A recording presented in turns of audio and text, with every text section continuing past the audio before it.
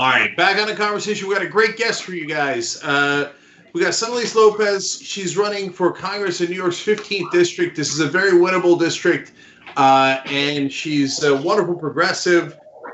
My God, I don't think I could read all these qualifications, but she's been endorsed by Alexandria Ocasio-Cortez. I think you guys might remember her. And Democratic Socialists and Working Families Party and Sunrise, and the list goes on and on. She's co-founded several groups, Local Democrats of New York, Bronx Progressives, and the list goes on. Welcome to the Young Turks. Thank you so much for having me. This is amazing. Thank you for saying that. All right, so you got a great and interesting race there. The incumbent you worked for at one point is retiring. How many folks you got in that race, 12 or 15? Because the Democratic primary is going to decide the winner. Right. No, it definitely, fluctuates. I mean, it's about like 14, 15. And like you said, I used to work for outgoing Congressman Jose Serrano, who's actually one of the most left-leaning progressives in all of Congress. And he co-founded Medicare for All and all that good stuff. And he was one of the first ever be elected into public office back in the day. So I think that the way that he led this community, it's like a revolutionary history that we have here in the Bronx, and he really honored that. And I think that this district particularly is ready for this kind of revolutionary leadership that we want to bring. We are basically taking inspiration from movements like the Young Lords, the Black Panthers, and we're centering the needs of the community in everything that we do, and we're leading with love and compassion. And we're just trying to listen, especially in light of what's happening with the coronavirus. We're making a lot of mutual aid calls into the community and figuring out who's hungry, who needs groceries and things like that. And we're fighting for a homes guarantee, universal child care, and single-payer health care for all. Your race in a lot of ways reminds me of AOC's race. I remember when we were inside her apartment very nearby, and Emma did the story from there. And she was running as that establishment figure with progressive backing, and you're similar. And I didn't know the storied history of that district. I read it when I was researching it. I know you don't like to talk about that it's the poorest district in the country, but that's relevant, of course, because there's a lot of marginalized folks, unrepresented folks, etc. And but I didn't know Black Panthers came out of there. I didn't know Young Lords came out of there. Now we got Young Lords and Young Turks in there, so we're all good. But who are the establishment folks running against you? I don't care about their names so much, but like, what are their roles, and how's the Democratic Party dealing with that? Right. So there's a lot of elected officials that are running for the seat. Most of them are corporate Democrats. So there's two kinds of Democrats running in this race. One is a Republican in Democratic clothing who is anti-women's rights, anti-LGBTQIA, anything that you can imagine. He drove Ted Cruz here in the Bronx when he was running for president back in 2016. So you have that individual. And then the rest of the people that are running, that are elected officials, are corporate Democrats, in the sense that they're taking huge amounts of money from real estate developers, pharmaceutical companies, charter schools to finance their campaign. And that's basically like, where we are, and in terms of the campaign that we're running, we have been intentional about rejecting real estate developer funding and oppressive funding.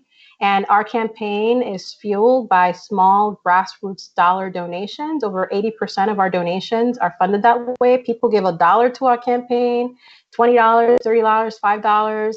And we encourage that because it's basically about giving people a sense of ownership over the political process. So we're really happy with the way that we fundraise. We actually lead in the entire field in terms of the individual amounts of small grassroots dollar donations that we have. So we're very fortunate, and a lot of our donations come from the district. So we lead in district donations, in Bronx donations, and donations all over the country. So where can people give money or volunteer for you? They can go to lopezforthepeople.com to check us out. And if you go to our website, you will that we've been intentional about prioritizing language justice.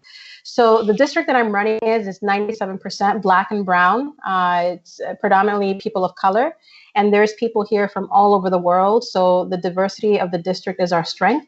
So if you go to our website, you'll not only see that it's in English, it's in Spanish, it's in French, it's in Bangla, and it's in Arabic as well. Because we wanted to be respectful of the diversity that's here so that they can get a sense of what our platform is. And we just thought it was, a great way of just like reaching out to people and letting them know that we see them and that we respect their culture. Because cultural organizing is something that's really important to me because we're experiencing a gentrification and a displacement crisis in this community. And cultural organizing is amazing because it's basically saying, we see you and we're going to, respect like what you bring to the community. LopezForThePeople.com. I like it. So now, has the Democratic Party been neutral? In terms of our campaign, we have garnered a lot of grassroots progressive endorsements from the likes of AOC, who you just mentioned, Zephyr Teachout, Tiffany Kabang, who ran for Queens District Attorney last year. The Working Families Party is behind us. And I got to get a huge, huge shout out to my brothers and sisters from the Democratic Socialists of America. I'm so honored to have their support.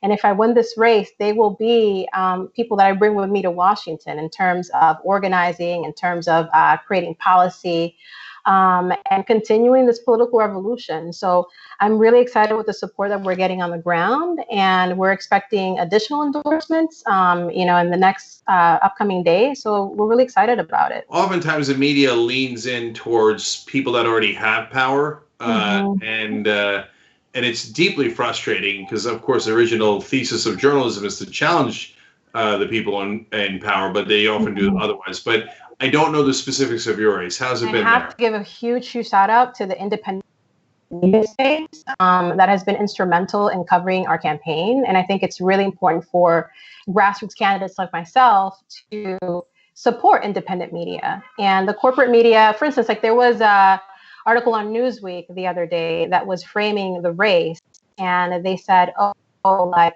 there's an anti-AOC person running in the 15th congressional district. His name is Diaz Sr.